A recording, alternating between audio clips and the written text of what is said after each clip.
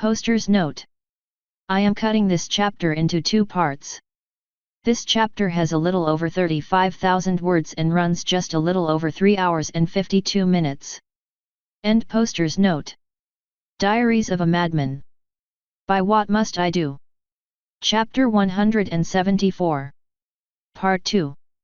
There weren't too many people celebrating the festival right next to the hospital, but we slowly started seeing more and more griffins as we continued in. It didn't take me long to realize a good chunk of them were eyeing the 2 of us. Given that I had just spent the last several days as basically a sex object to them, that wasn't really unusual. But after a few blocks, I started noticing something strange. Before, the griffins were very obviously leering at us, trying to catch a sight of something naughty. Now, though, their eyes on me felt different. Soon enough, I realized that they were actually looking at me in respect. I gotta say, I wasn't expecting how good that felt. Of course, every ounce of that respect disappeared as soon as some of them saw me tearing a piece of sheep apart, but most of it was back by the time I belched so loud that some of them started clapping and cheering afterwards. I theatrically bowed as Twilight face-hooved in disappointment. Once we were both sated, I found myself leaning against the entrance of an alley while Twilight stared at a map. "So where are we?" I asked. "Ugh, I don't know. I haven't been paying any attention to street signs." "Wrong answer, Twily," I said, tapping her horn a few times to make her look up. When she was staring at me in confusion, I pointed down. "We're on the ground. We both got wings. We're never lost in a city." "Oh yeah." She swung her head around to her back and twitched the wings. "These things are so light that I can honestly forget about them sometimes." Her head turned back to me and she was grinning. The map finally disappeared with a pop and she asked, "So now what? We've killed maybe half an hour. You wanna go back to the dome?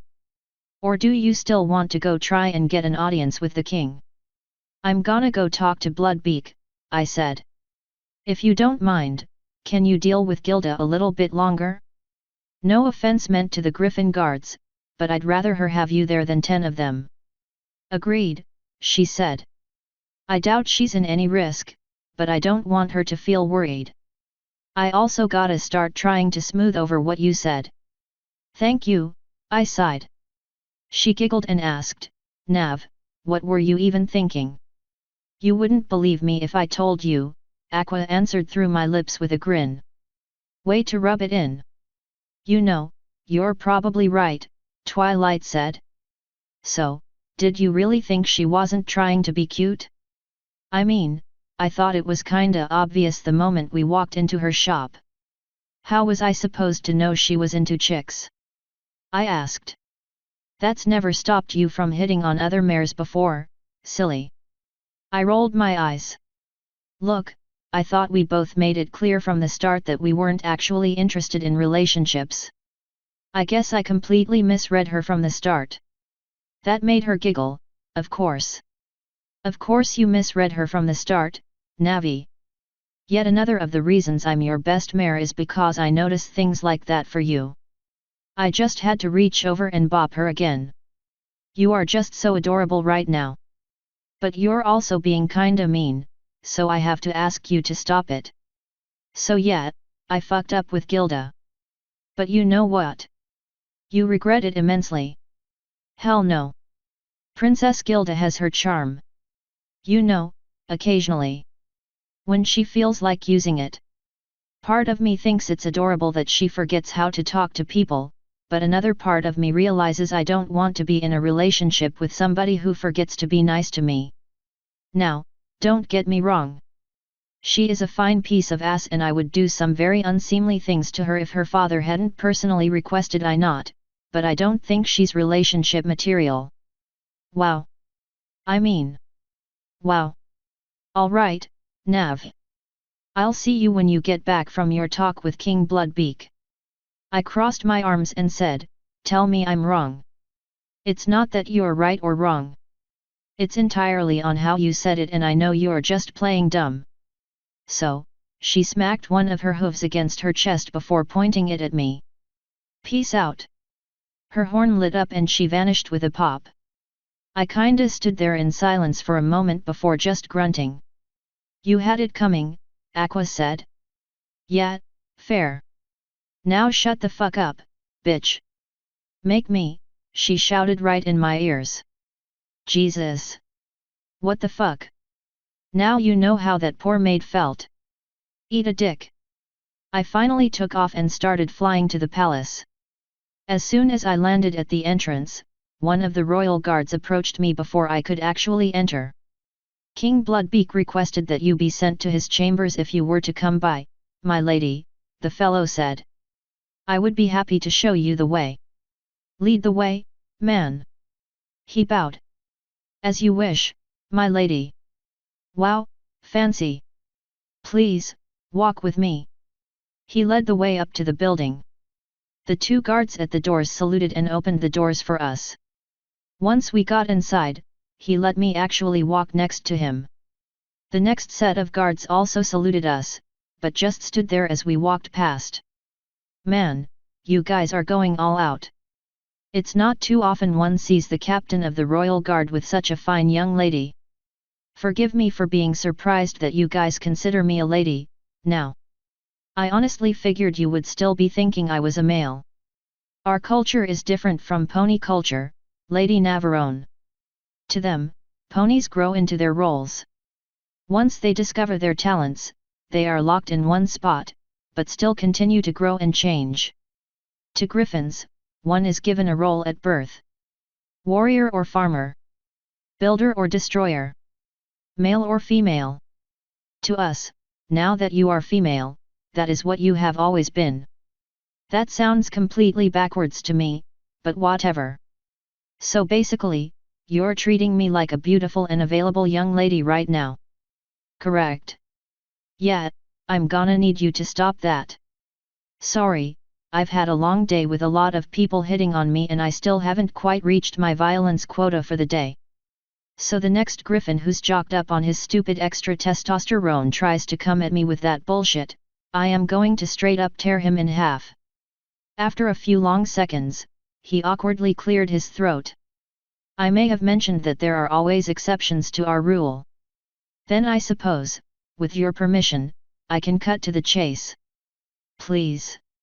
Honestly, he looked slightly relieved. I don't know if that was an insult or not, but really didn't care anymore. Why are you here? Princess Gilda asked that I visit her for the festival.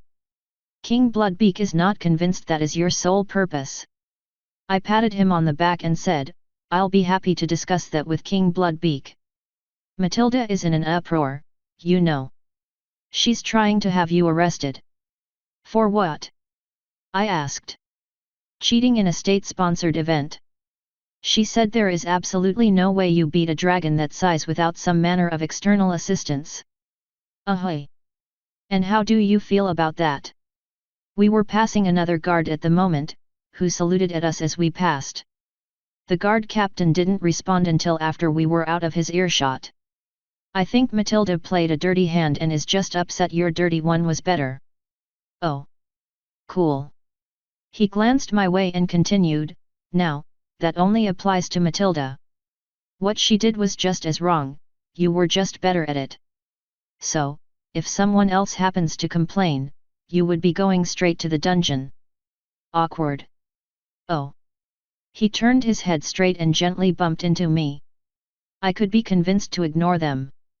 Say another word and I'm gonna do something to you that'll make what I did to Death Nail look like the opening fucking act. Just checking, he said. There have been no other complaints. I just wanted to see how you'd handle it. Eat a dick. That said, there is one thing I must insist on. Ahoy! And what's that, loverboy? We walked in silence for a few uncomfortable seconds before he quietly said, if you insist upon winning the contest after speaking to His Majesty, please give the princess a perfect date. Dude, I already got it covered. If I win it for her, I get to give her a belly rub. Hands. Dig. Belly rubs. You gotta try it on one, man. He sighed in utter disgust and we continued in silence. Aqua snorted. What you should be feeling right now is shame, Nav. See, that's where you're wrong. That's where you would feel shame. I think I know full well what I should feel. Because remember, I don't fucking need you. We'll just see about that. Wow. That was super evil. Are you even trying anymore? It's obvious that you need a villain in your life, Nav. You may not think it and you may resent me for it now, but you'll come to thank me once you start mending your ways. That honestly didn't merit a response. I gratefully went back to silence.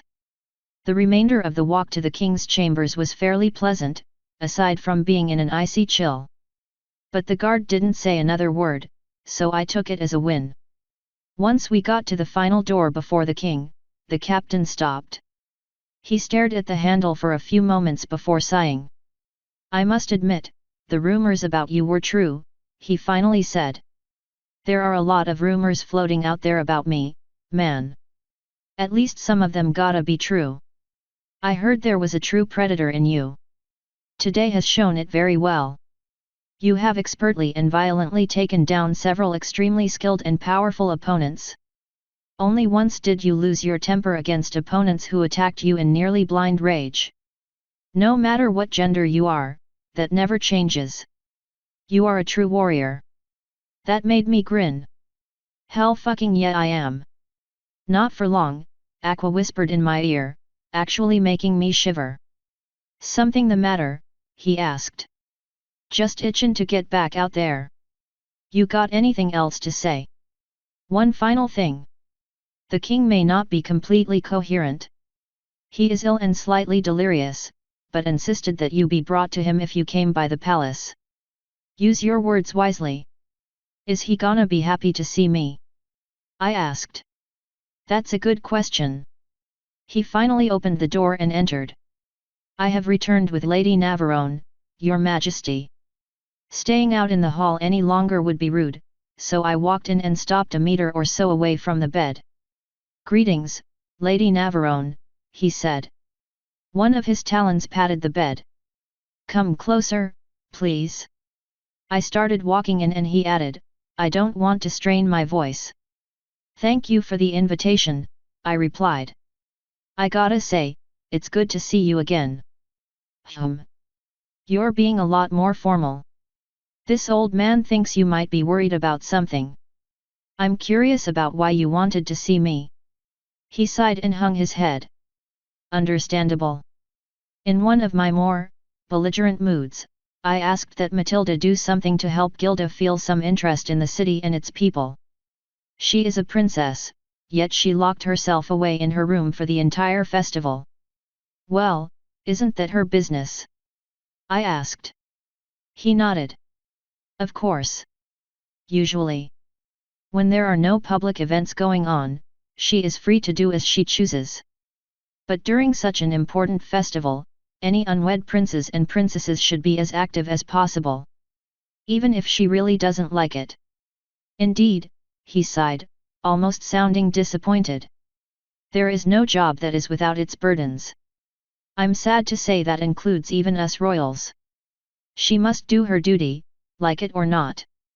Blood Beak. When's the last time you really spoke to her? I asked. It is a fairly common occurrence, Navarone. It is a surprisingly small palace. All right.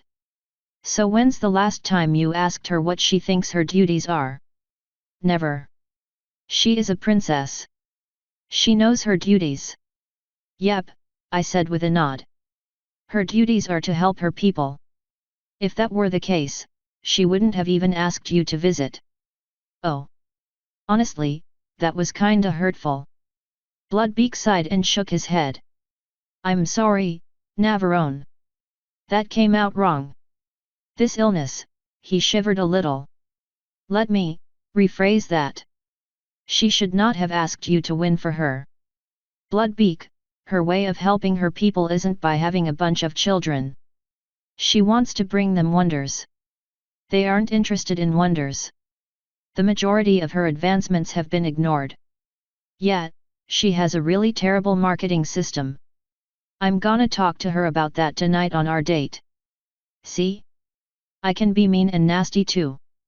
That's not fair, Aqua said. Yeah, you're right. The king was smiling, though. I deserved that. So I suppose I should ask. Why do you come back to court my daughter again? I thought you were not interested. Oh, I'm not. I didn't come here to court her. I came to visit a friend. He blinked in surprise. Oh ho. So she scammed you into rigging this contest against me so she could get away with not having a date at all. Well, no, actually, I said, awkwardly running my neck. Oh. Yeah. She kinda wanted it as a date. I didn't realize that, so I agreed to help her. When I made it clear we were just friends it got kinda awkward. Oh, so you have broken my daughter's heart. Look, I apologize. I didn't mean to do it, I'm just an idiot. He glared at me in anger for a few grueling seconds before turning his glare to the captain of the guard. Finally, it eased back and he grinned. I'm starting to remember why I like him. Her, he finished with a nod in my direction. Yet, I'm still not too happy about that change, honestly. I can mostly tolerate it, but it grates. He nodded. You have my sympathies. I could never imagine a life cursed to be forever in skirts. You have borne it far better than I could. It hasn't been easy, but I suppose woman enough to take it. Sometimes. Commendable. So if your intentions with my daughter are not romance-based, you were truly willing to go through such trouble to help her. She asked me to, I replied with a shrug. I figured, I could take down a few griffins and then get beat down pretty hard by a really tough one. That way, it would look like I gave it an honest try. And if I did win, I would happily do whatever she wanted for the date thing I won. Oh. And what is this I hear about rubbing her belly? I sighed and ran one of my hands down my face. Honestly, I was really kinda a mess. Despite the efforts of Twilight or the Tower Mages, I was still covered in the blood of at least 3 different species, my own included. I was wreathed in sweat, despite the ridiculously low temperatures. Honestly, they probably both had to hide a flinch when they smelled me. And that fucking weirdo flirted with me. I've had a long, weird day. Please don't worry about that. He stared at me for a few seconds longer before nodding. I suppose that might be for the best. Someone knocked at the door. The king nodded at his guard, who looked to the door and called, "Come." The door instantly flung open and an extremely pissed-off Matilda entered the room.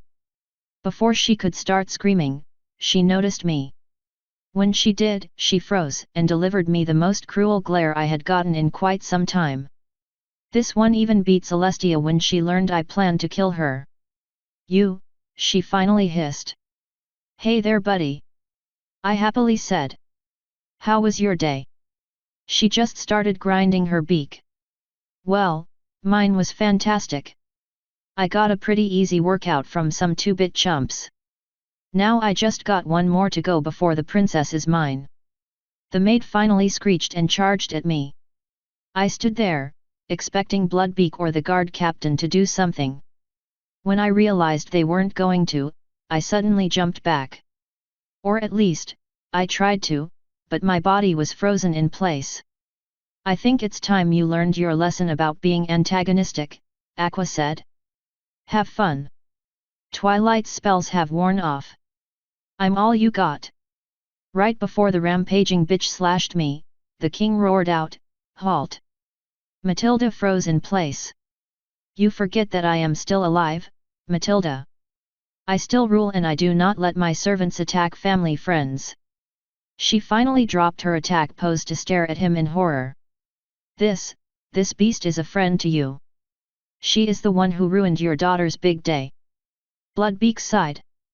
"Matilda, I have been an old fool. Your Majesty.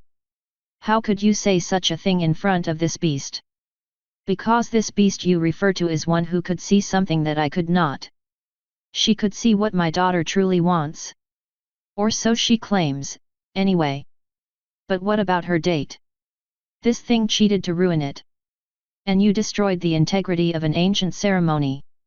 So did she. Matilda screeched, pointing a scrawny talon at me. And, the king asked. Wait, what? I asked. The king sighed and shook his head. Don't play coy, Navarone. Come on. I have no idea what you're talking about. Why do I get a pass for cheating? Because that's what you do, Navarone. You are such a wonderful agent of chaos. You always have a habit of turning everything on its head. Always for the greater good. I said. I mean, come on, those festivals would have been boring without me. More like always for your personal gain, little Miss Belly Rub. I just wanna apologize for that again. Matilda sniffed in derision. There's no way Princess Gilda will keep her innocence if this thing has sole access to her. Look at it and tell me it isn't vile. Hey, I'm a lady, I said with a fancy Z-snap. She just stared at me in disgust. Eat shit, bitch. There you go spreading that chaos again, Blood Beak said with a chuckle. You are right, Navarone. It's always entertaining to be around you. Yet, it's the curse of the incredibly ancient demon who murdered the entirety of my people and wants me to suffer eternally. That dude's having himself a ball. And he always has the most interesting jokes, Blood Beak said with a chuckle. If only. So why did you come barging in here, pal? I'm not your pal, beast. I'm not your bee. Never mind, I'm above this. Why are you here? I'm trying to visit a friend, in case you hadn't realized. This report is for the king's ears only. The king's ear is open now, Blood Beak said. Speak, Matilda. She flinched and turned her eyes to the king. I must report my failure, my liege. You still have one shot, the guard captain said. It's a long shot, but it's not a failure. You know, yet, I added. I love being petty to assholes. You're disgusting, Aquahist. That just made me feel all warm and fuzzy instead, until she got mad and made me chilled instead. So, do you think your chosen winner has no chance? King Bloodbeak asked. She glared sidelong at me for a moment before sighing and returning her gaze to the king. He was defeated, my lord. I have failed you. And I forgive you, Bloodbeak said. It was a mistake to ask you to help in the first place. My lord, she needs a husband. Bloodbeak sighed, his face sagging slightly to age. It is time I admit that my daughter is old enough to choose how she executes her duties. If she does not wish to conform to the norm, she must contribute another way. She has chosen to develop technology. For what? Matilda demanded. Her subjects are not interested in a princess that willingly locks herself away. There's no number of gadgets or gizmos that could satisfy them. Bloodbeak slowly grinned. That's the wonderful part, Matilda. Navarone is going to offer my daughter, his good friend, whatever she needs to make her technology take off. Say what now? I asked. I mean, I know I mentioned it, but I will say two things, Bloodbeak very firmly stated. I immediately nodded. You broke her heart. Fair enough. I'll help her. I don't need to hear the second one. He narrowed his eyes and hissed, forbidden. Princess Belly. I already apologized for that at least twice. You better apologize to her. I was planning on it. I was also planning on offering her my help to get her tech going. Good. Then you better go win that contest, young man. Will do, sir, I replied with a grin. Then I glared at Matilda and flipped her the double birds, then walked out with them raised in the air behind me. As soon as I got out the door, I immediately turned back around and walked in. Look, just in case I don't get the chance to say it again, I've enjoyed knowing you, sir. I can say the same to you. Usually. A part of me started to leave, but another part of me stayed. I don't know what it was, but something made me think back. Blood Beak, there's always something I've kinda wanted to ask. Now is the time for such questions, I'm sad to say, he replied. Please, ask. Honestly, I just wanna confirm what I already know. There's no way this could be true. But Princess Celestia told me something about you before I met you. That I molested children, he quietly asked. Yet. I know she's a liar. I just really need to hear you say it. The guard captain and Matilda sighed. The king slumped even further down into the bed. It is a half-truth. Okay. So. My wife was far too young, but I needed that family's support. Their other daughters were married and I had no choice. My only other option was a coup. Oh. Then yeah dude, fair enough. That's completely understandable. I did nothing to her until she was of age, of course, he said. I had her virginity tested at a clinic to prove that I had not touched her. Little bit too much detail, but good to know. Thank you for putting my mind at ease, and I'm sorry for bringing it up. He snorted. There was a time I blamed myself for that rumor. My failures as a leader led me to such a point of desperation. But with your help, I realize Princess Celestia might be the one to blame. It's been obvious as I looked back. Just trace the chaos in my land to her hoof. Well, at least Celestia's raising as much chaos or more than I am. Not anymore, Aqua sweetly said. Thanks to yours truly. Ahoy! I could absolutely see Celestia behind that, I replied. She was put in power by the same demon of chaos who killed my people and who now controls my strings. He stared at me in silence for a few moments before narrowing his eyes. I can never tell when you're being serious or not. 100% truth, I said. I've met him. His name is Discord. He's a complete fucking asshole. We all heard an uncannily familiar humph. I suppose that shows what you really think, then. Discord grumpily said. He didn't actually manifest anywhere, so I was hoping that was just his way of passing the time. Who's there? The guard captain finally demanded. Thankfully, no one replied. I decided to take it upon myself to say, Discord. He does that sometimes. So you have been doing the bidding of a demon of chaos? Blood Beak asked. Purely on accident, I swear. I didn't ask to be created. We should arrest this beast at once.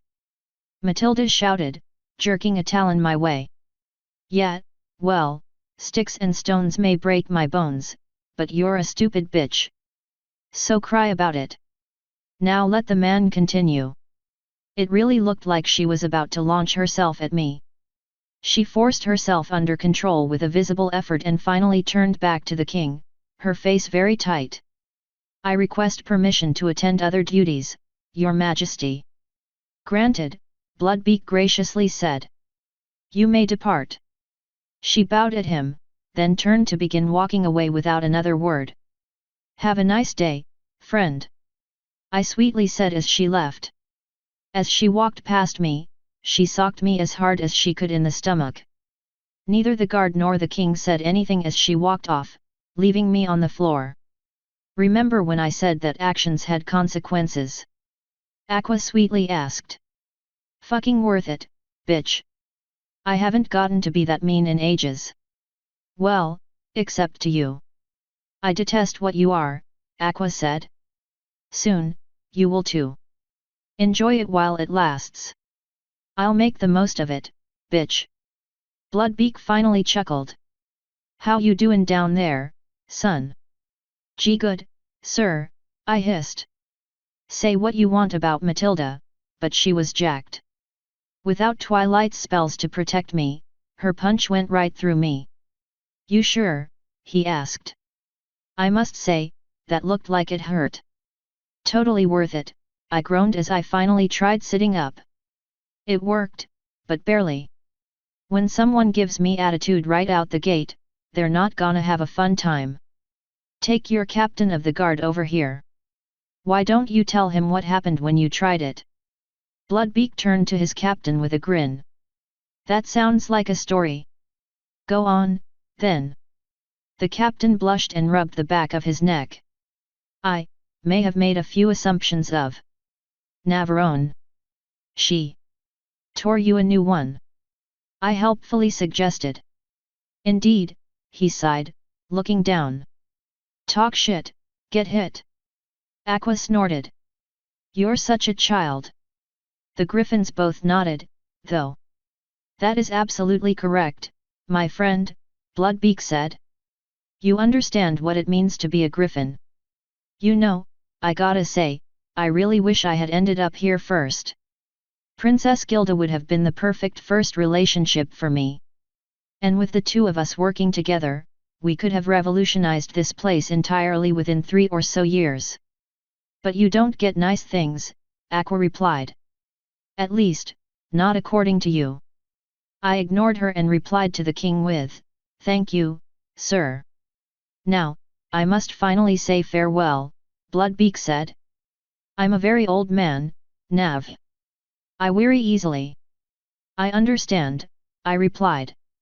Goodbye, my friend. Do your people believe in some manner of life after this? He asked before I could turn. Some of us. There were a lot of different ideas. Ah, yes. Your religions.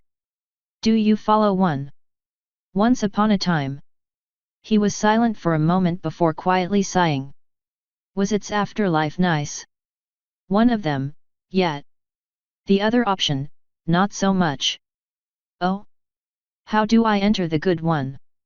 That one took me a moment. There's no way I could really explain all the mythology to him. Finally, I settled on the age-old response of, were you a good man? It took him some time to answer that. Finally, after much thought, he quietly replied, I am not so sure. I like to think so, but I have made poor decisions. Did you own them? Did you change your ways? Did you make amends? Always, he firmly replied. Then you have lived the life of the righteous. Eternal glory awaits you, my friend. He chuckled. It is a fond hope. Yeah, it is. Then I hope to find you there someday. I'm afraid not, I replied. I'm going straight to the bad end. He smirked. The attitude of the young, I see. Well, never forget that you are a hero, Navarone. And you were there for an old man when he needed somebody to speak to. Farewell. Farewell. Way to drag it on, dude. Aqua actually slapped me for that, but I hid it by finally turning to leave. I walked out the doors, leaving the two of them there.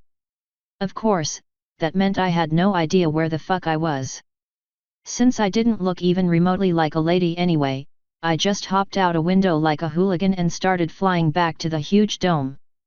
There were now even more spectators flying above it, so finding the place was easy. I got above the dome just as a match ended. The griffin who lost had one of his legs twisted off and was bleeding out on the ground. The medical guys were trying, but there was no saving that damage. They had him under a white sheet before I landed next to a stoic Gilda and a horrified Twilight. Did you see that? Twilight hissed. I saw the aftermath. Twilight found herself at a loss for words, so Gilda took over. It appears that my father has resorted to his own magical treachery. Twilight, you must recast your spells. I will not lose to him. That's not your father's guy, I said. He lost a few rounds ago. I was there when Matilda told the king. They were both silent for some time before Twilight cleared her throat. That person must really want to go on a date with you, she said. Or he's a highly trained and magically assisted assassin here to kill you, I added with a shrug. You know, whichever. Do you truly think this could be an assassin? Gilda asked. It's your life, I replied. I defer that to your judgment. It's a moot point since I'm gonna win, but still. Right, Gilda said. Because you want to rub my forbidden princess belly. Look, I'd like to take a moment to apologize about that. It was the heat of the moment, I had to say something, and it just came out. Remember, I'm kind of an idiot about some things. Some? Gilda asked in disbelief. Hey, I'm doing you a favor. Show some gratitude. She snorted. There are only 2 more rounds left in this bracket, Navarone. Then you have an hour. If this is an assassin, you will likely be my last line of defense. I don't plan on letting you down. She grinned. Thank you. I suppose I could get used to calling you friend. You'll need to apologize a lot, though. Yeah, probably. Thanks for putting up with it anyway. I don't know how everyone else does. It's easier than you think, Twilight replied, swishing her tail at me. I hope so, Gilda sighed. The next round was finally starting, so she shut up so we could watch. This match was a fairly standard one. Both griffins were very tough, but neither were obviously cheating. It ended after a few minutes of fairly cliché griffin fighting. Your fights were much more exciting, one of the guards happily said. When Gilda didn't reprimand him, he giggled and added, and you should have seen Her Majesty's face while you fought, my lady. Gilda very slowly turned to glare at this guy. He kept his smile up until he noticed, at which point it immediately dropped. Perhaps you need to be reminded of a guard's place. Gilda asked. You can't be the only one who gets to break the mold, I said. That's just not fair. I don't know what you're talking about, Gilda said. If you were doing what you were supposed to do, you wouldn't be asking me to rig this tournament. You'd be celebrating in the streets with everyone else. Instead, you get to hide in your lab, doing your own thing. You shouldn't stomp on anyone else who's trying to be different. Humph. So I suppose you view your role as friend is to give me unwanted advice. Yep, Twilight said. To be fair, it's usually good advice. It just took me too long to realize it.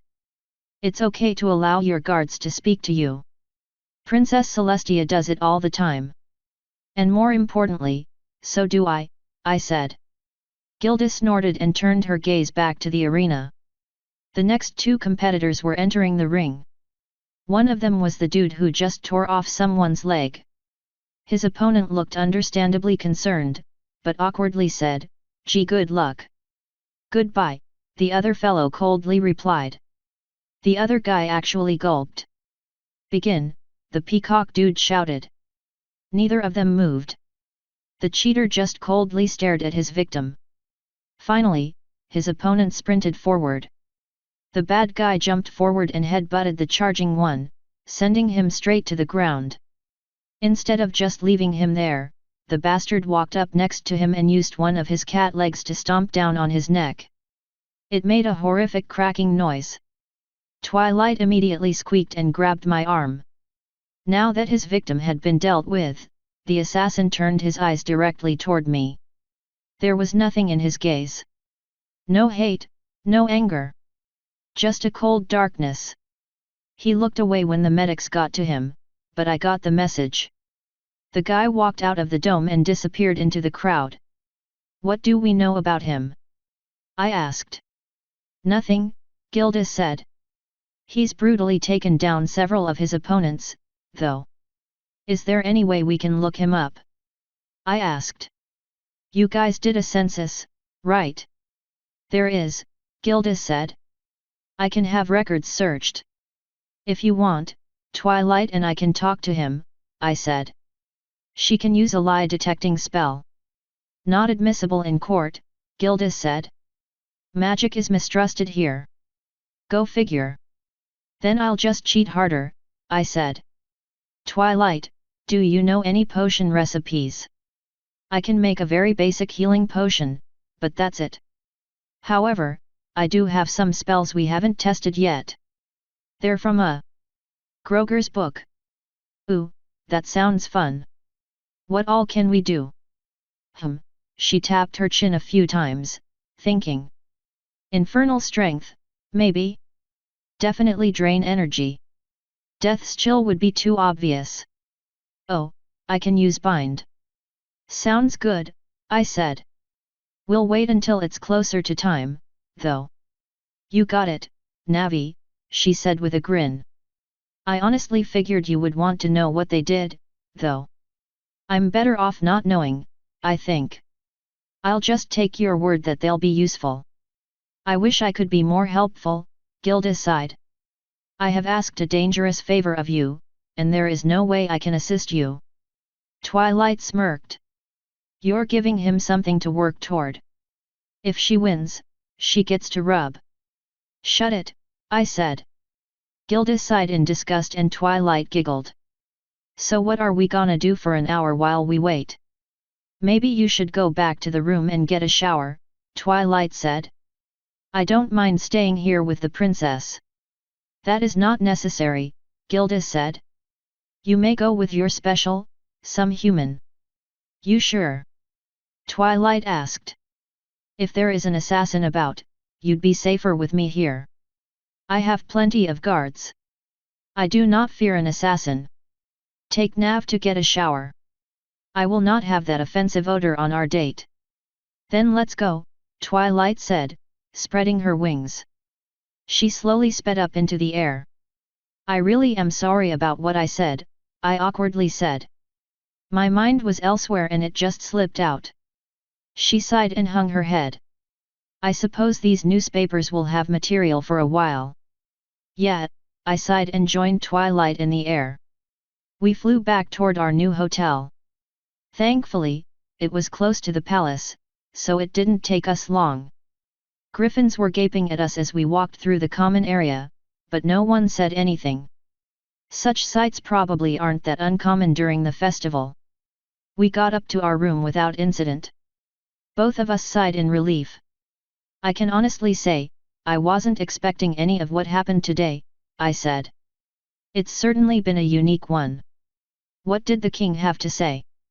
He apologized for cheating and thanked me for being a friend to his daughter. He also mentioned that Celestia and I were both agents of chaos, so I told him about Discord.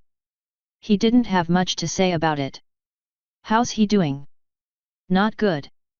That might be the last time I ever see him. That's a shame, she sighed. I know you really liked him. Yeah, well.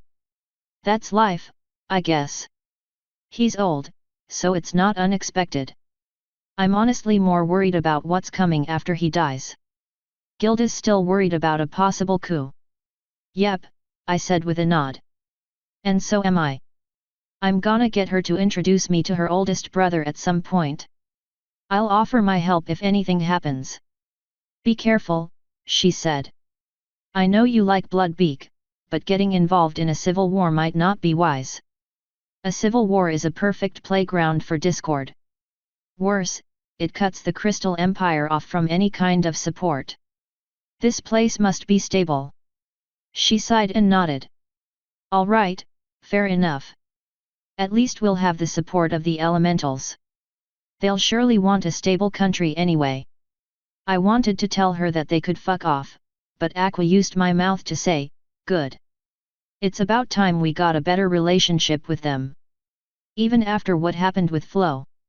Twilight asked. Flo is one elemental. It's time we got to really know the rest. True. Still, I hope it never becomes necessary. Me too, Aqua, let me say. Now, I'm gonna go get cleaned up. I'm tired of feeling crusty. Want some company? She sweetly asked. Hell no. There's barely enough room in there for me and this stupid fucking tail. You would freeze your ass off. Ugh, fine.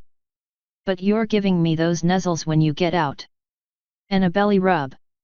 Sounds good. See you soon. I started dropping clothes as I went to the bathroom. When I got to the door, my foot froze. Wait, Aqua said. Why? Tripwire. I looked down at the bottom of the door and saw an extremely fine string across it. I pulled the foot back.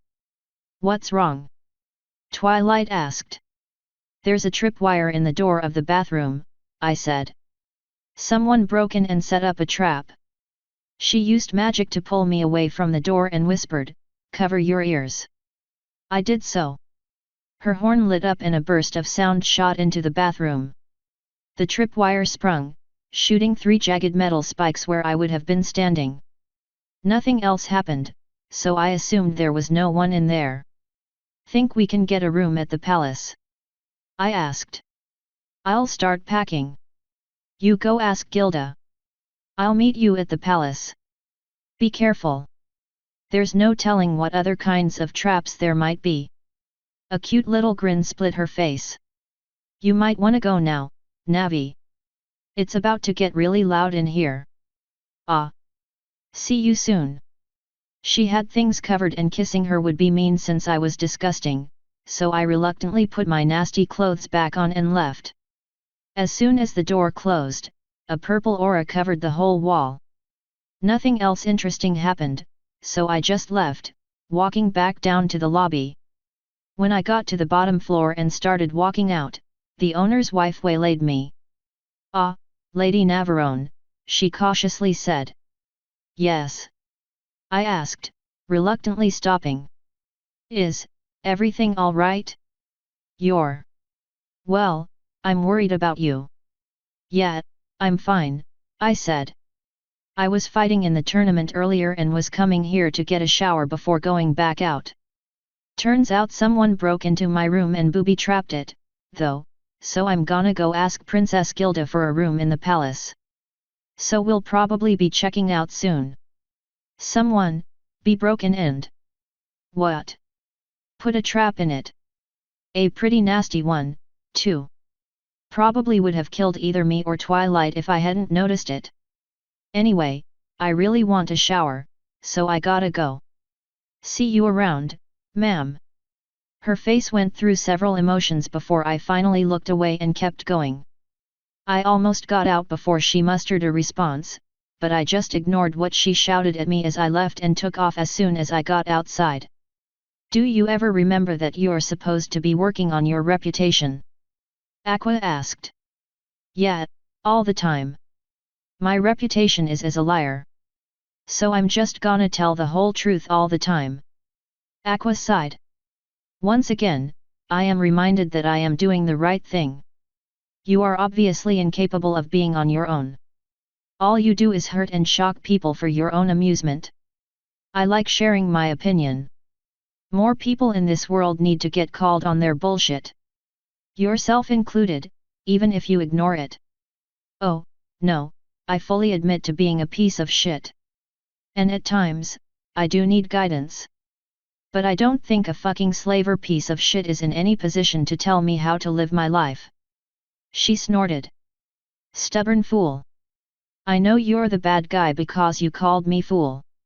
I am not the bad guy." Screams the bad guy. "You're really gonna enjoy your wedding, Navi.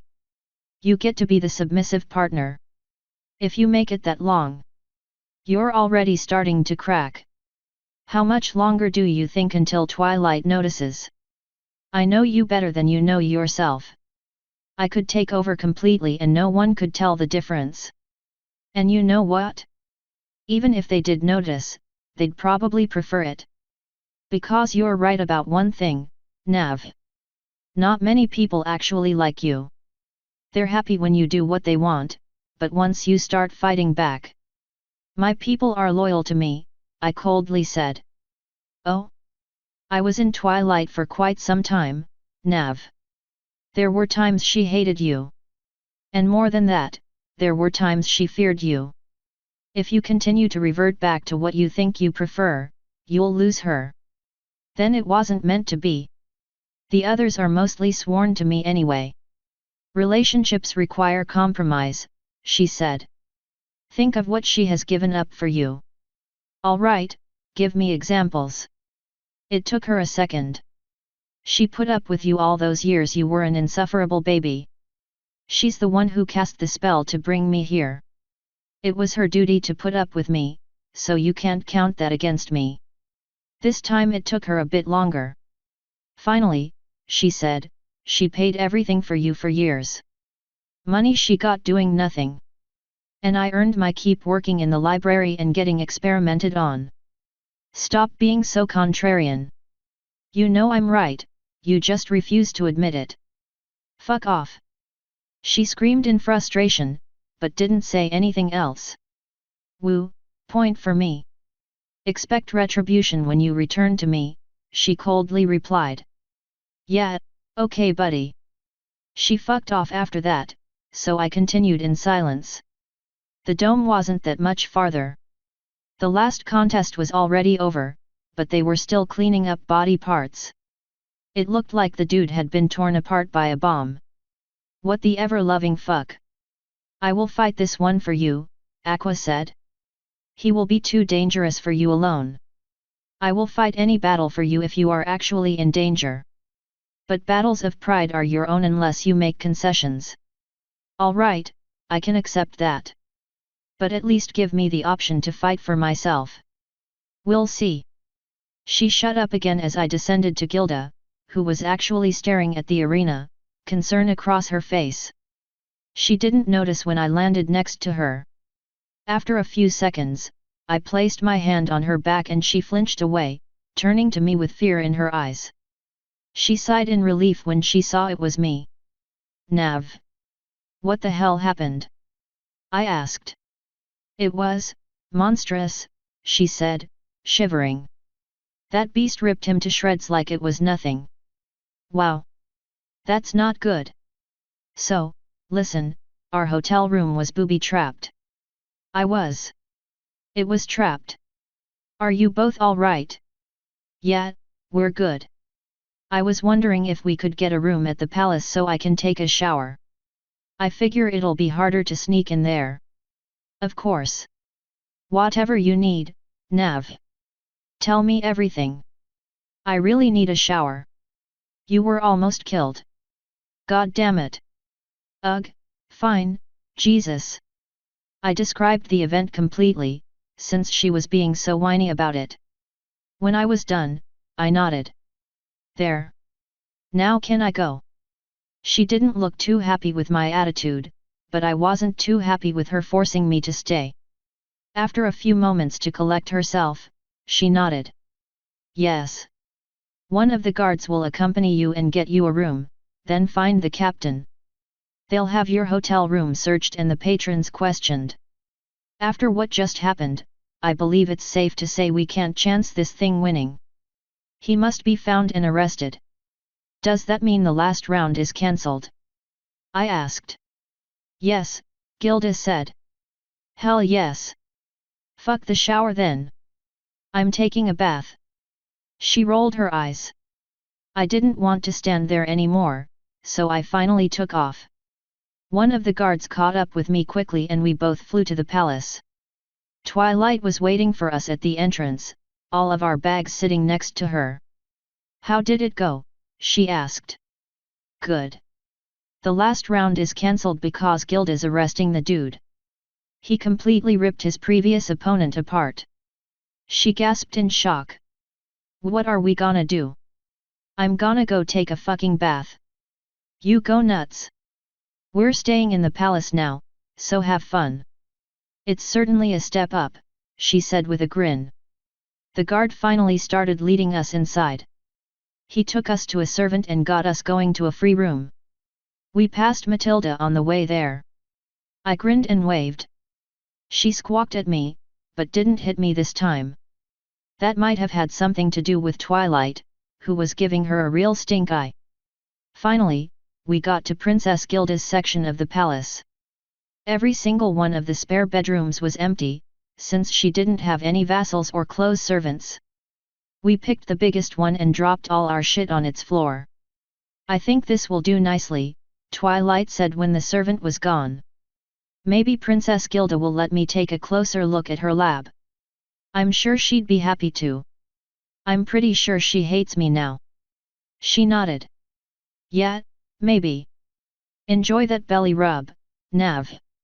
It'll probably be the only one you get from her. Yet. Oh well. Anyway, time to get clean. I finally started dropping clothes again. Before I got to the bathroom door, I stopped. Since there were assassins about, I decided I didn't care to enter the bathroom unarmed. I grabbed one of the Naga daggers and carried it into the bathroom. Twilight snorted, but didn't say anything. I took a quick shower and scrubbed off all the gunk first. As soon as I got the worst of it off, I started the bath and dumped some bubble bath stuff in it. Soon enough, I was surrounded in a warm cocoon of water and bubbles. Shit was dope. Getting clean took priority, so I quickly scrubbed off further, finally getting all the bullshit off me. When I was good and clean, I leaned back and just relaxed. You know, water elementals can act the same as a warm bath, Aqua said. I'll be delighted to do it for you whenever you ask. Don't hold your breath. She sighed in disappointment. I just want your love, Nav. Is that really so much to ask? Yes it is, body snatcher. She snorted and muttered, so ungrateful. I suppose she realized that I really needed some time off, because she finally shut up. My mind drifted back to thinking about my day. It had certainly been an interesting one. That said, it was also a very good one. Fighting like that was invigorating. It had been a while since I had some fire in my blood. And treating Matilda like absolute shit was just the cherry on top. It's been too long since I just let myself tear into someone. The captain of the guard, Blood Beak, Matilda, Twilight, Gilda. It had been a long day. And I still had a really awkward date left to go. I slid further into the bath, so my mouth was covered, and started blowing bubbles. Child, Aqua muttered. I ignored her. The bath felt nice, but my own company was honestly starting to grate. I had a lot on my mind and being alone didn't feel right. Just as I was starting to think that, Twilight came in. How you doing? She asked. Much better, I said. You wanna take your turn? Nah, I just used magic to clean myself up. I'm gonna go help Princess Gilda track this griffin down. I just wanted to let you know I was gonna be gone. Before I could tell her that I'd be happy to join her, Aqua took over my mouth and said, I'll be here when you're done. I'm afraid those fights made the cramps kick in worse. I need some time to relax. Then I'll let you to it, Navi, she said. I'll cast a ward on the outside door handle. If anyone touches it, an alarm will sound. Sounds good. I'll see you later tonight, Twily, Aqua said. Yab. Be careful, Nav. There's no telling where that assassin might end up. I'm not worried. She grinned. Me either. With that, she happily trotted out, closing the door behind her. So why can't I go with her? What makes you think that assassin is here for Gilda? This would be a great chance to take you out. The assassin stared at you earlier, not Gilda. And he booby-trapped your room. I think he's after you, not Gilda. Then why the hell did you let Twilight leave? Because now he thinks you're alone. That makes him more likely to strike. Then I will take control of you, enter his mind, and find out why he's trying to kill you. Then I might turn him into an ally. Oh. So, convert and not kill? He's trying to kill you. There is no room for mercy. If his skills could be valuable to us, he will become my new tool. Okay. That information made relaxing difficult, but I still did my best. It was going pretty swell until an unholy shrieking noise filled the air. I lost control instantly as Aqua vaulted out of the water. Every drop of water sucked into my skin and was then disgustingly vomited out back into the tub. As soon as I was dry, Aqua grabbed the dagger. The bathroom door swung open and sure enough, the big bad griffin was on the other side. I'm sure you're wondering. Aqua launched herself at him. He jumped back into the main room to give himself room to maneuver. I guess she wasn't interested in hearing what he had to say. He lifted one of his talons and a dagger magically appeared in it. We were done talking, it seemed. Aqua began circling the room. He stood his ground, but turned to face us. When we finally got to the bed, Aqua grabbed one of the open bags on it and hurled it at the guy. As soon as it left my hands, we sprinted forward behind it. The guy jumped out of the way and stabbed forward with his dagger. Aqua twisted aside at the last second so she could continue forward. As soon as she was in range, she slapped my empty hand down on his face and everything went black. Soon enough, all three of us appeared in my dream realm. Here we are, Aqua sweetly said. Now then, who are you? I am Doomcrest, the assassin calmly replied. Are you an assassin? Aqua asked. Yes. Are you here to kill Navarone? Yes. Who sent you? I asked. I was hunting a bounty from the dogs in China. I do not know who placed it, but I know where to collect. Sounds familiar, Aqua said. I will rip all of the intelligence out of his mind and then put him to use. How? I asked. None of your business. A few seconds later, the guy disappeared from the dreamscape. Aqua nodded. Just goes to show how bad you are at making friends, she said. You really need to work on your people skills. I woke up after that. The assassin was nowhere to be found and I was back in the tub. Twilight appeared an instant after I came to and asked, what happened to the alarm? It wasn't set when I got back. A maid came in, Aqua said. She didn't realize this room was in use. That's a relief, she sighed. The guards are turning up nothing, too. The fellow just vanished. He probably assumed his time was up when his trap failed, I said. I'm sure he's long gone now. I hope so. But apparently, instead of cancelling the last round, they're going to put you up against the next runner-up. You'll need to head that way soon. God damn it, I sighed as I pulled myself out of the tub. Can you dry me off, please? Her horn lit up and all the water on me rolled off and onto the floor, where she steamed it. When I stepped back into the room, I saw that she had magically cleaned my clothes before she left. I quickly got dressed again and then grabbed the dagger so I could wear it across my back. Do you really think you'll need that? Twilight asked. No. I'd just rather have it anyway. She shrugged and we carried on our way. Do you still want the cheating spells? She asked. We've come too far now to lose. Don't give me anything necromantic, but give me enough to make it easy. You got it. Her horn lit up and its light hit me. You should have no problem taking another normal griffin. Good. The journey back to the dome was uneventful and I got there with a few minutes to spare. So my champion has returned, Gilda said when we landed next to her. Yep, and I'm much cleaner now, I said. So apparently I still got one more griffin to beat up. Indeed, Gilda replied. Then this farce can be over and I can return to my workshop. Well, until our date, anyway. I didn't want to upset her, so I didn't say that part. Twilight was wondering if you could show her around your workshop, I said. Very well, Gilda said. I suppose showing off some of what I have created will be amusing. It will also give my date time to prepare a better outfit. Why you gotta be Hayden? I asked. I don't know what that phrase means and I am not interested in learning. Emulating human machines is enough for me. Chillax, girly. Why you always gotta be cast in shade? You really need to back up off my grill.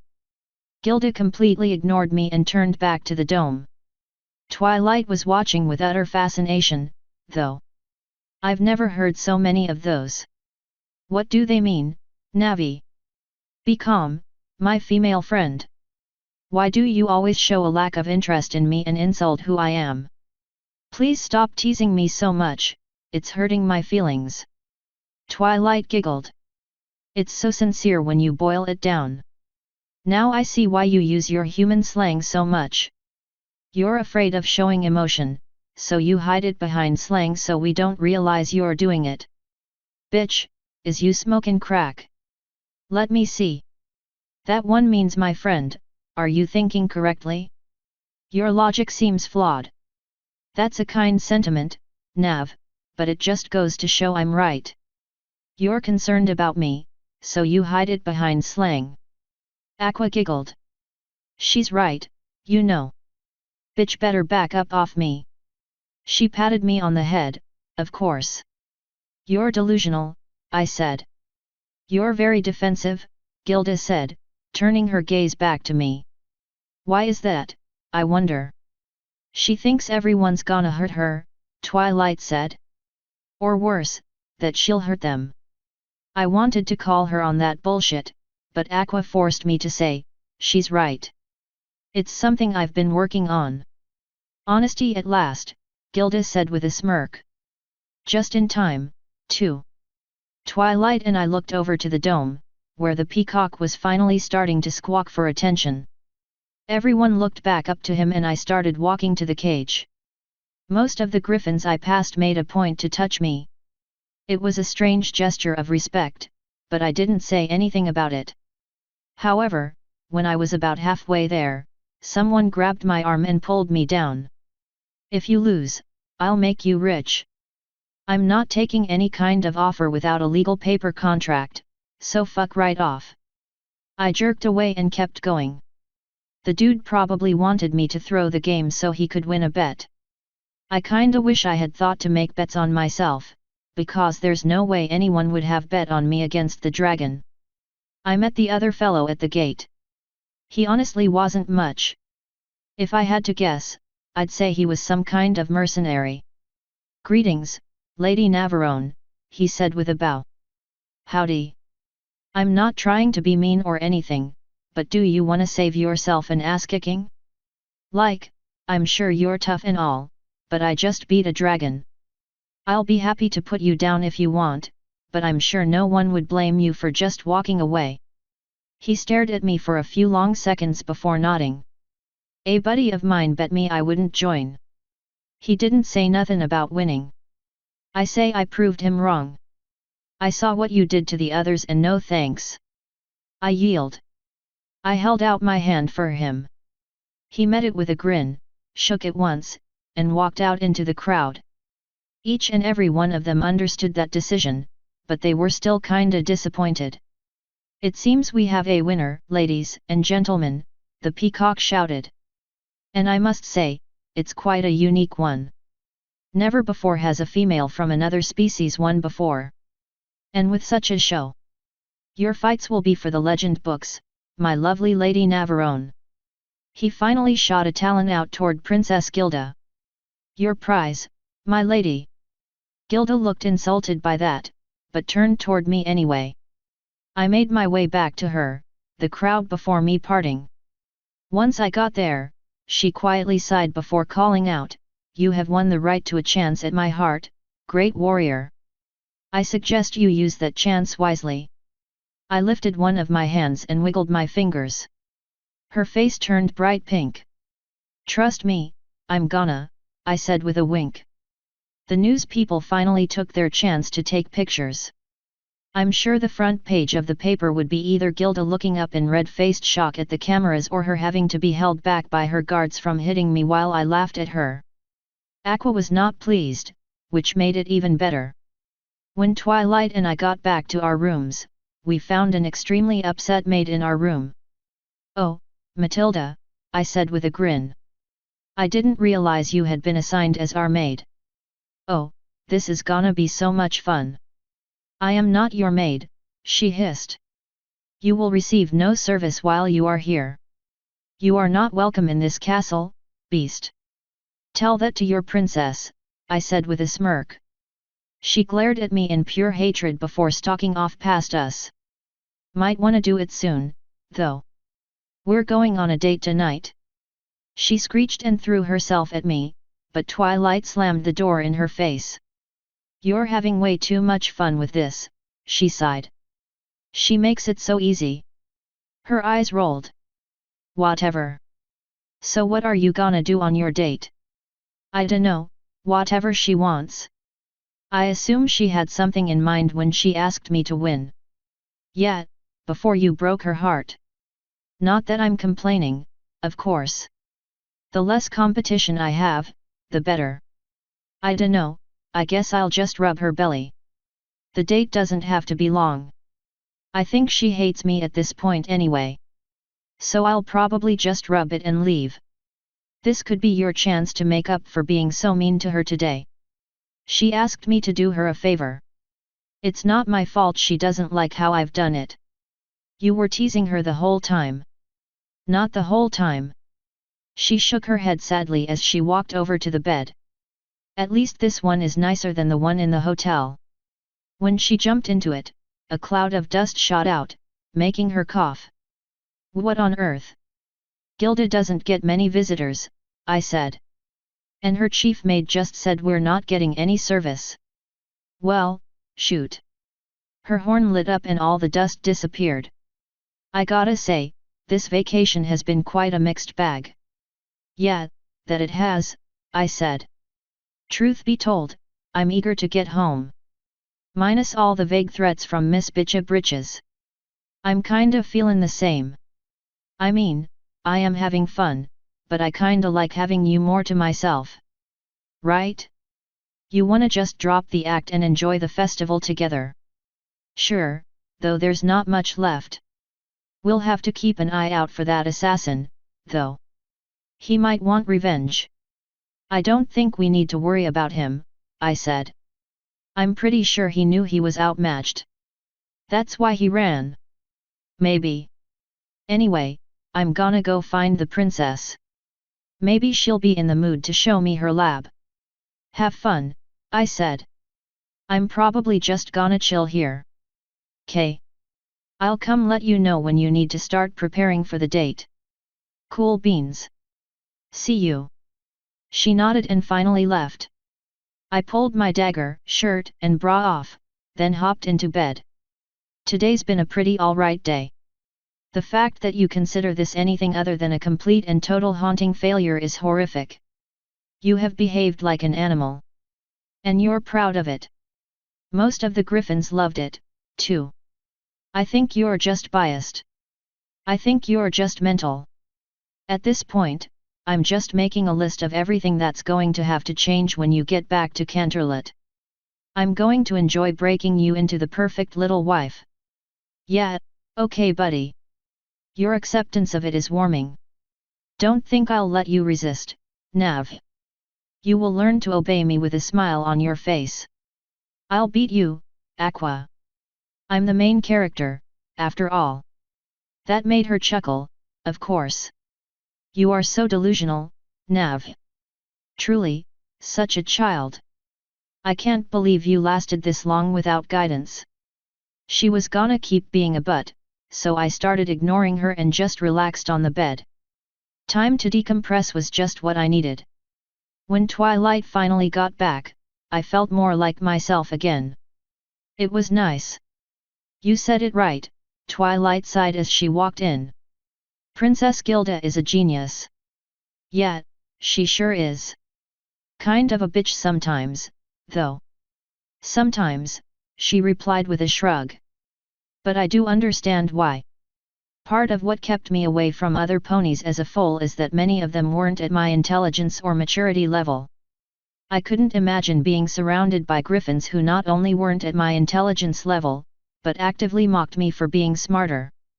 Griffins are supposed to be tough fighters, not thinkers. Fair enough. Still, you'd think she would chill out now that she's found some people she can actually talk to. Yeah, she thought that, too. Then you ruined any hope she had of being with you and started embarrassing her in front of everyone. Well, what would you say if you were fighting a fucking dragon in, I dunno, hoof to claw combat? Nothing. You don't have to talk to your opponents, Nav. Yeah, but it's fun. She sighed and shook her head. I still remember your fight with Sombra. I was not expecting that guy to be so good at smack talk. It was the first time I ever felt inadequate. Well, you still won. She finally walked over and hopped up onto the bed with me, then slid on top of me with her face right over me. You know, with my help. I was doing pretty good on my own. Right up until he started cheating, anyway. And then I got to be your, what was it, purple guardian angel. The smirk on her face was just too cute. Something like that, I said with a shrug. Apparently she had waited long enough and finally leaned in to nuzzle me. When she had her fill of nose on nose, she started rubbing her cheek against mine. That was when we finally started getting along again, wasn't it? I'd say it was Athena's book of horrors, I replied. Getting forced to work together like that was good for us. True. And then Celestia's letter, of course. I snorted. Celestia's fucking letter. I wonder if she knows how much the girls hate her now. We all know our duty, Nav, she replied with a sigh, finally pulling away. Now we know that we serve not only Equestria, but the entire world. Discord must be stopped. Even if he did create the elements of harmony. We have to do something. None of us could just go back to our lives, Nav. This is more important. Yeah, but you gotta hate her by now, right? Haven't you seen enough? She sighed and looked away. It gave me the perfect shot, so I finally reached up and hugged her, pulling her down so I could rub my cheek against hers. She actually nickered in surprise, which was completely adorable. When she got over her embarrassment, she pulled back. Nav. I was trying to make this cute and innocent. If you keep acting like that, it's gonna get naughty. First off, don't ever threaten me with a good time. Except actually don't in this case, because I'm honestly not feeling it at the moment. Ah. Okay. She fell back down onto me and continued rubbing her cheek against mine. By the way, the princess is getting ready for your date. You are to meet her in her chambers in 1 hour. Well, that was about 15 minutes ago, so in 45 minutes. Oh. That's why I'm rubbing my scent all over you. I don't want her getting any ideas. Wow. Okay. So listen, I kinda need to get ready. She sweetly replied, hugging me tighter. She moved her head lower and I could feel her breathing heavily against my chest as she nuzzled my neck. God damn it. Twilight. Ooh, sorry. You just smell so good.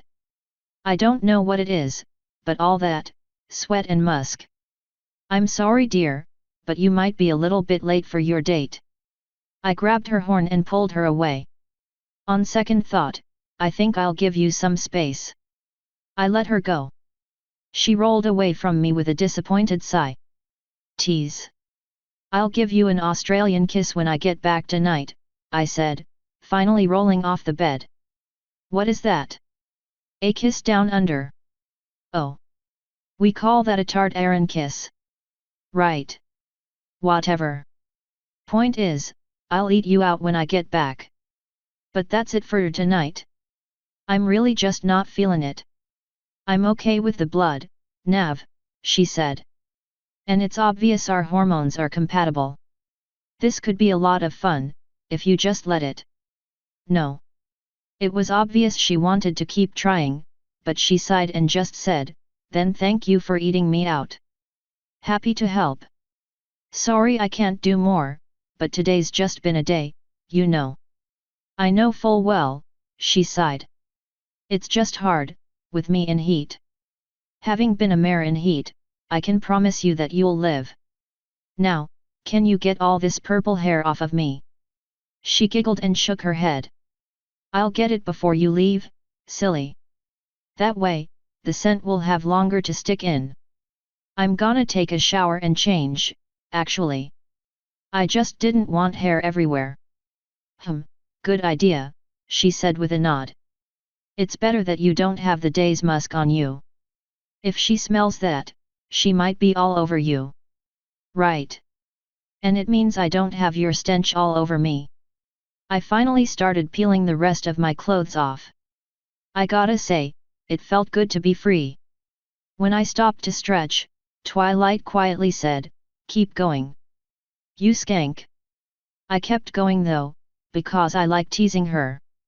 I left a trail of clothes to the bathroom, finally entering it fully nude.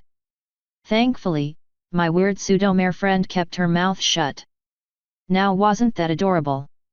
Aqua sweetly asked. "Kinda creepy, actually," I replied. "She reminded me a little of you." "Then how could that possibly be creepy?" she asked. "You should be happy." After a horribly long argument in the shower, I finally deemed myself clean again. I also confirmed once and for all that Aqua is completely insane. Not that, you know, I really doubted it. When I got out of the shower, I wrapped myself in as many towels as I could find to ward off the chill, then went back into the bedroom. Twilight was rolling around on the bed, which was covered in all of my spare clothing. As soon as she noticed me, she rolled my way with a huge grin. "Need some help drying off, Navi?" "Dude, what the fuck?" I asked. "I got the impression she was going to make a move on you," she huffily replied. "So I want to remind her you're taken. Didn't you say griffins got off to prey animals being submissive cheating sluts?" She stared at me in silence for a few seconds before her eyes shot wide open and a huge blush crossed her face. "What have I done?" "Been a silly filly," I said. "Now get the fuck off my clothes. I kinda need to wear them." She jumped right down, then her horn lit up. "No, leave it," I said. "What?" "You can clean the hair off after I get in them, but the scent stays." "Why?" "Because you accused me of being unfaithful." She sat there in silence for a few seconds before lifting an eyebrow. "What?" "Sorry, that sounded better in my head. I have said a lot of stupid stuff today." "Yeah. You have. Point is, you acted like I didn't have a choice to sleep with Gilda. If it happens because I let it happen. And I've already made my opinion of Gilda pretty clear." She sniffed. "Fine. Have fun with your belly rub." "I will, thank you." "Bitch." A part of me wanted to pick the skankiest outfit just to spite her, but I really didn't want to piss Gilda off that much. I settled for something more conservative, the most boring skirt and blouse I had. As soon as I was dressed, Twilight's horn lit up and all the hair disappeared. I couldn't smell her before, so I'd just have to assume the smell was still there. "I might go out while you're gone," she said. "Be safe, Twilight," I said. "That assassin is still out there." She just huffed and teleported out. "Smooth move," Aqua said. "It's gonna make breaking up with her so much easier. I told you that she'd learn to hate me as much as I hate me. Now then. Do you know the way to her chambers?" "Yes." "Grab your dagger. You might need it." "Ooh, spooky." I strapped the thing to my back, though. Whoever tried might be interested in trying again. If I was gonna sit back and watch Aqua straight up brutalize someone, I'd rather watch her do it with a vicious dagger. "I'm so happy that you're looking forward to me taking over," Aqua said. "I hope you get used to it." "Oh no, whatever could be in store for me." If only I had some fucks to give, I'd really put some thought to it. "Now lead the way to my date." "Now you've gone and upset me, Navi. I'll still lead you to Gilda because I love you, but you hurt my feelings." "I'm okay with that." It sounded like she sniffled, but started giving me directions. Her voice was super pathetic and it sounded like she was on the edge of tears. It made me feel like a bully. I liked it. By the time we got to Gilda's room, Aqua was actually crying. I had the biggest grin on my face when I ran into Matilda at Gilda's door. It looked like the woman was standing watch. "Where do you think you're going?"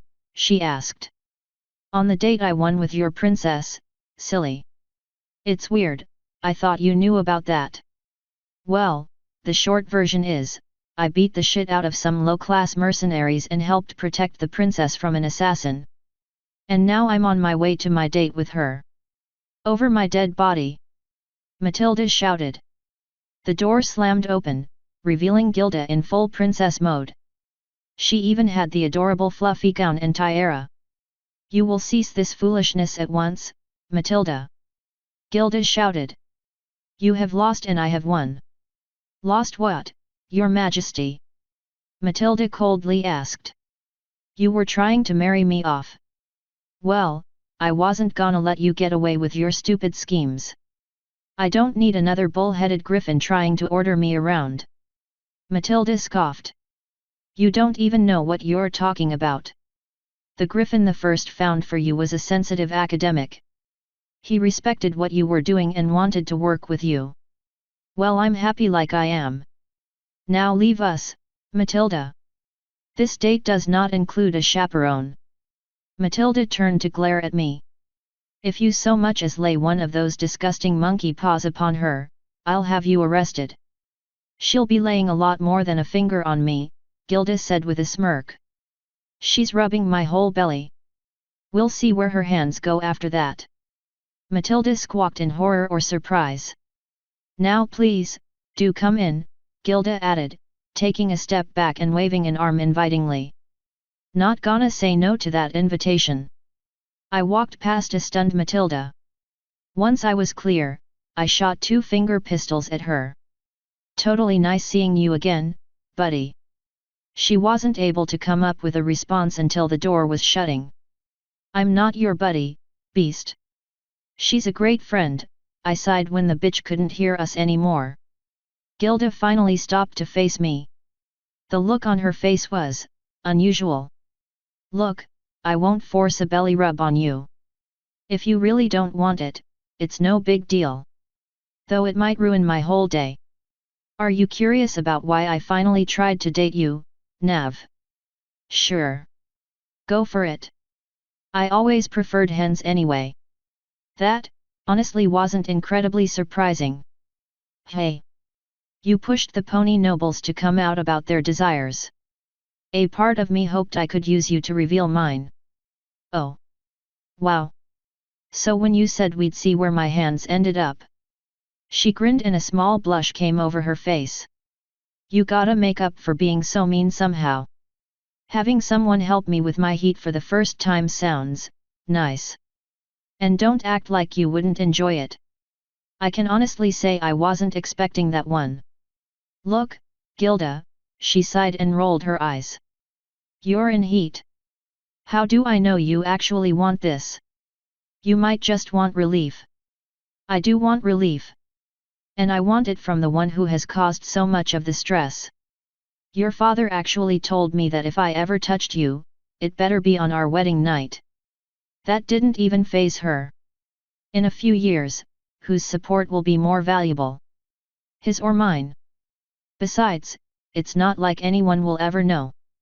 After what you just told Matilda. She's probably already on her way to Blood Beak now. She wanted me to have the perfect date. Well, this is it. If she thinks to take it from me after I worked so hard to earn it, she has another thing coming. I want this, Nav. A part of me has wanted it ever since I saw you in that adorable sundress at your party. I wanted to rip it off of you. Instead, I invited you here, where I was supposed to take you on a wonderful date. That's no longer viable, but I will not walk away empty-taloned. God damn it, she's so fucking hot, but this feels so wrong. If only I had another person to consult for advice. I can't believe you're even tempted by this, Aqua said. You are a brute. That's a wonderful point, Aqua. Thank you for your contribution. As you wish, Gilda. You're in charge of the date, so whatever. But I'm only doing stuff to you. I don't want anything back. So be it, she immediately replied. And this gets me off the hook for all of my fuck-ups today. Deal. Then let's do this, I said with a grin. It took me a second to realize she was purring in excitement. Why do I always attract the weird ones? Because you're the weirdest of them all, Aqua sullenly replied. Now come along, Navi, Gilda said, turning to lead me further into her chambers. Soon enough, we stood in her actual bedroom. And now the great hero has finally come to claim her prize. Not gonna lie, you're looking pretty fucking tasty. That made her blink. What? Sorry, I love bad pickup lines. But why tasty? Because I'm gonna be eating a piece of you later. She blinked again. What about this are you not getting? Are human females like praying mantises? What the fuck? Wow. No. Sorry, let me put this as bluntly as possible. I'm going to be shoving my tongue inside of your vagina. Her mouth dropped. I'm not eating you, Gilda. You're putting your tongue where? And that's when Aqua just started giggling hysterically at me. So how are the sex ed classes in Griffiths? I asked. The bright red blush that slowly spread across her face was both adorable and very discouraging. I know where hatchlings come from. Oh my god, this is gonna be amazing. It was obvious she no longer shared my enthusiasm. And now you're mocking me. No, I'm not, I sighed. I'm gonna do my best to make this amazing for you, princess. About the only thing I'm actually good at is sex, so your first time is in good hands. Forgive me if that doesn't exactly make me feel better. I placed one of my pointer fingers right on her beak. Relax. Take a deep breath. She didn't want to obey me, but she did it anyway. Now, slowly exhale. As she did so, I moved my hand from her beak to her cheek so I could pull her in for a kiss. When I pulled away, she finally had a nervous smile on her face. Feel better? I asked with a grin. A little. So then, do unto me as you would. I am in your care, Lady Navarone. Right, let's do this. Thank you for the life advice, Leroy Jenkins. Go ahead and get out of that dress, Gilda. I want you unwrapped. As she got started, I walked over to the bed and sat down. Once I was facing her again, I realized she was baring her belly, with its rows of nipples. That's when I remembered why the other Gilda enjoyed her belly rub so much. I realized very quickly that all the talk of rubbing her belly was basically innuendo for playing with her nipples. That, kinda explains a lot. And now you're known in yet another nation as a complete pervert, Aqua judgmentally said. That one was my bad, I'll admit. Anywho, time to appreciate the view. Oh yeah, I huskily said. Show me that sweet belly. She dropped back down to the ground with a scandalized expression on her face. Ooh, you're so cute. I can't wait to just eat you up. Her blush returned with a fury. Now keep going. Must you watch? She quietly asked. Why wouldn't you want me to? I replied. You're very attractive, princess. I like watching you. Why don't you like being watched? It's embarrassing. You're normally nude anyway. You can let yourself have fun here. But if you really want, you can turn the lights off. It'll make things less fun, but whatever. She sighed and continued getting undressed. I went back to watching her with a grin. All she really had on was a dress, some pointless shoes, and socks under the shoes. I let her keep the socks on. Soon, I beheld the mostly nude princess, who was blushing up a storm. Well, come on over, I said, patting the bed. I promise I won't bite. She gulped and hesitantly joined me.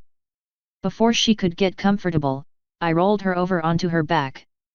Please be gentle, she whispered. For now, I said as my hand slowly stroked her belly. A tiny whimper of joy escaped her lips as I began rubbing the vulnerable princess's belly. Ooh, Nav, she whispered when my fingers tweaked her nipples. Soon enough, I had her moaning in delight like the good little princess she was.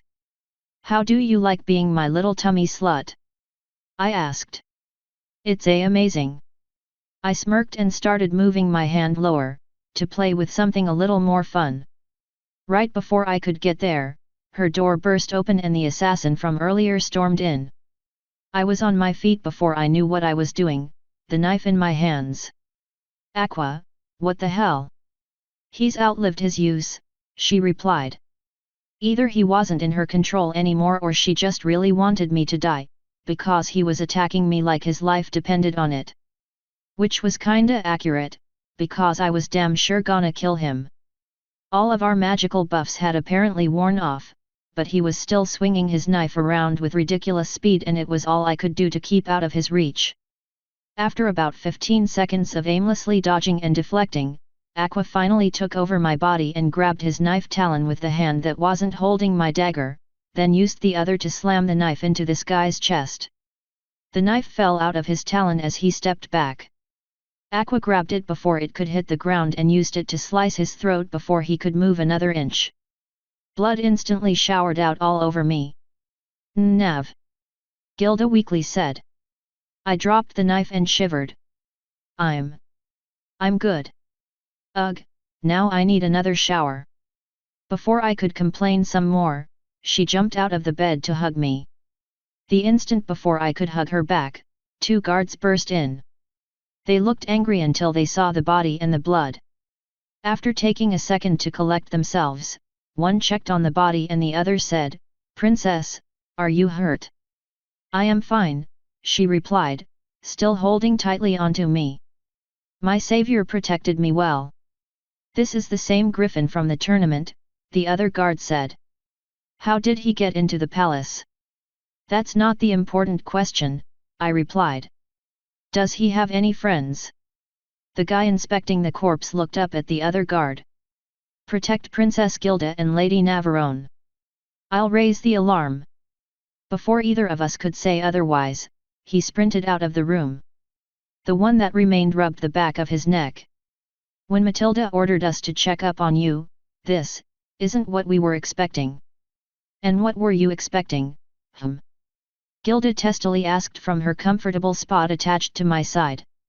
"To walk in on a belly rub," the guard awkwardly replied. Gilda glared daggers at the poor guy, but I wiped that look off her face by scratching at her neck. She sighed in delight as I put my hands to good use. "I kinda wonder what we would have seen if we got here a few minutes earlier." "Keep on wondering," I said. "And while you're doing that, bring me a towel. This fucker got his nasty blood everywhere." "I don't want to leave your side, my lady," he replied. "There's no telling if another might show up." "Fine, then I'll do it myself." I finally pushed the princess back, though she seemed extremely reluctant to let me go. Her rooms weren't that large, so finding the bathroom was simple. Before I could start cleaning myself, Gilda snatched the towel out of my hand and set me down on the tub's edge. "I would be pleased to assist my savior," she sweetly said as she started cleaning the blood off my face. "That's not nice." I said I'll do it. The towel felt very rough against my face for a few seconds, but then she calmed down and it smoothed out. I decided to let her clean the blood off. "Thank you, Gilda," I said as she worked. "And thank you for saving me, Nav," she quietly replied. I would have been defenseless against that brute. I placed one of my hands against her cheek, since it looked like she was shaking. "Are you sure you're all right?" I asked. Before she could keep going, we heard an enraged Matilda shrieking in the next room. There's no way she could have seen us, so something else must have pissed her off. Gilda sighed and taloned me the towel so she could go take care of that. I hopped up and looked into the mirror so I could start properly cleaning myself. So what was the point of that? If those guards walked in on you fingering the princess, how do you think they would have reacted? Probably poorly. Indeed. So I had the assassin watching. When he saw guards coming this way, he beat them here so they wouldn't catch you in a compromising position. And you had to sacrifice his life for that? Couldn't you have just warned me? But then you wouldn't be a big hero. Now you've saved the princess's life and can be trusted alone with her. You can freely steal her cherry now, if that is still what you desire. Hey, it's not stealing if she gives it to me. But thank you, Aqua. You're a complete bitch and I'm probably never going to be happy about this, but you're growing on me. I'm delighted to hear that, my little cherry blossom. And now I feel disgusted again. I got over it and dropped the towel in the sink before heading back to the main room. Matilda was forcefully hugging an annoyed-looking Gilda. There were several more guards in the room and one of them had placed a sheet over the body. The two knives were now against one of the walls, well away from the corpse. Before I could walk over to Gilda, one of the guards stepped in front of me. "We need you to return to your room, my lady," he said. "We're doing a full sweep of the palace and all guests need to be in their assigned rooms. Anyone caught out of place will be arrested and interrogated." "She is going nowhere," Gilda said, finally forcing Matilda away. "Not after she saved my life." "I don't mind, really," I said. "You're in good hands now. I don't want to get in the way." "I don't see how the hero of the hour could get in the way," Gilda replied. "You are to remain right here by my side." Some of the guards shared awkward looks. "It is the princess's command." "Your date is obviously over," Matilda said. "You two wouldn't be back in your chambers, otherwise. I'm sure Lady Navarone was just leaving when this assassin attacked. There's no need for her to stay." Gilda turned a withering glare on her mean maid. While she was occupied with that, I walked over and grabbed my knife so I could resheath it. "We'll talk more in the morning, princess," I said. "For now, it really might be best if I just left." "Fine." She sounded pretty miffed, so I decided leaving quickly would be best. I beat feet down the hall to the room Twilight and I were sharing. I wasn't expecting to see her chilling on the bed when I got in. "Back so soon?" I asked. "I didn't actually." "Wait, is that blood? I guess I didn't get clean enough." "Yeah, the assassin showed up." She gasped. "I had to put him down." "Is Gilda all right?" "Yeah, she's fine. A little bit traumatized, but she's in good hands." "Good," she sighed. "So how did your date go?" "I got my belly rub, so I'd say it was a win." "So where did you run off to?" "Nowhere. I just wanted to make you jealous." "Oh. I'm gonna go clean this blood off and then do some awfully lewd things to you." "'Kay." And so I did. It was enjoyable.